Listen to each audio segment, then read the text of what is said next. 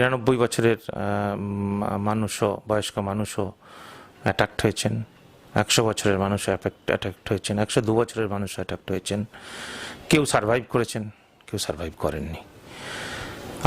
আমাদের আগে ধারণা ছিল খুব ছোট বয়সগুলো বোধহয় অতটা ভালনারেবল না, কিন্তু যা স্টাডি দেখা যাচ্ছে যে এরকম কথা কোথাও কিছু নেই যে অমুক এজটা তাকে কোভিড ধরবে না, না, এরম হয় না এখনো পর্যন্ত নলেজ অনুযায়ী।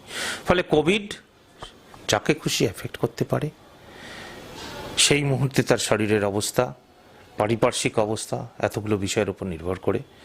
এবং পোস্ট কোভিড এখন একটা কথা খুব চলছে, অ্যাসিমটোম্যাটিক কোভিড। হ্যাঁ, তার মানে সেই লোকগুলো কিন্তু কোভিড, কিন্তু তার নিজের ইমিউন পাওয়ার বা হার্ড ইমিউনিটি, বলছে সমাজের ইমিউনিটি, হার্ড ইমিউনিটি, তাতে কোভিড ভাইরাস তাদের ক্ষতি করতে পারছে না, কিন্তু কোভিড ইনফেক্টেড হয়ে গেছে।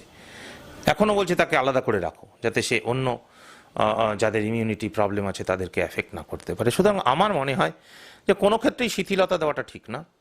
সবার ক্ষেত্রেই মনে রাখতে হবে যে কোনো সময় এফেক্টেড হতে পারে, এবং যে মিনিমাম স্বাস্থ্যবিধি সেগুলোকে মেনে চলা, যতটা সম্ভব না বেরোনো যায় না বেরোনো, সোশ্যাল ডিস্টেন্সিং মেনটেন করা যতটা পারা যায়। ইভেন ধরো এই যে আমরা কথা বলছি, আমরা মুখোমুখি কথা না বলে যদি এরকমভাবে কথা বলি ক্যামেরার দিকে তাকিয়ে, এটা অনেক বেশি সায়েন্টিফিক। কারণ আমার মুখ থেকে যাই বেরোক সেটা এই দিকে যাবে, ডাইরেক্টলি গিয়ে তোমার রেসপিরেটরি ট্র্যাক্টে এফেক্ট করবে না।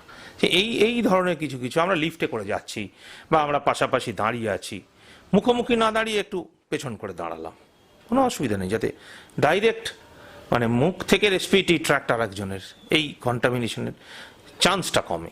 বাচ্চাদের ক্ষেত্রেও তো খুব খেয়াল রাখতে হবে, সম্ভব হলে মাস্ক ইউজ করতে হবে, মাস্ক ইউজ করাটাই বেটার।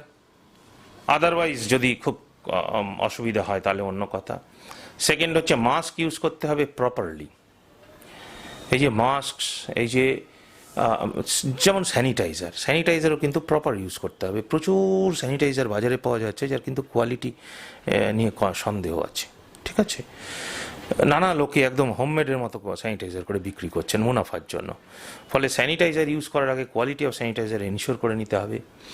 প্রচুর সাবান, প্রচুর পাওয়া যাচ্ছে যারা বলছে আমরা এত% ফ্রি, অমুক ফ্রি।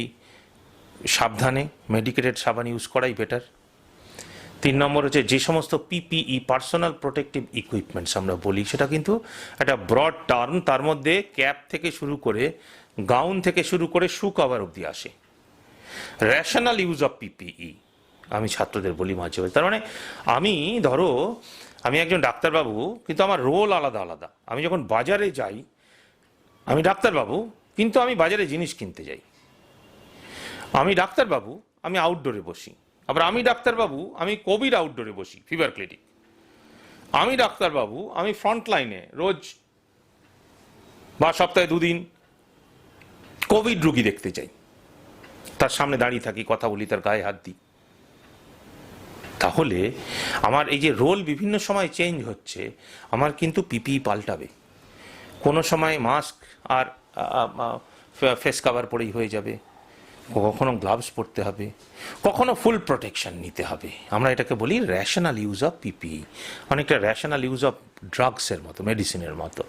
এই বিষয়টা পরিষ্কার রাখতে হবে। এবং আর একটা জিনিস হচ্ছে যে কখনো রিল্যাক্সেশন দেওয়া যাবে না।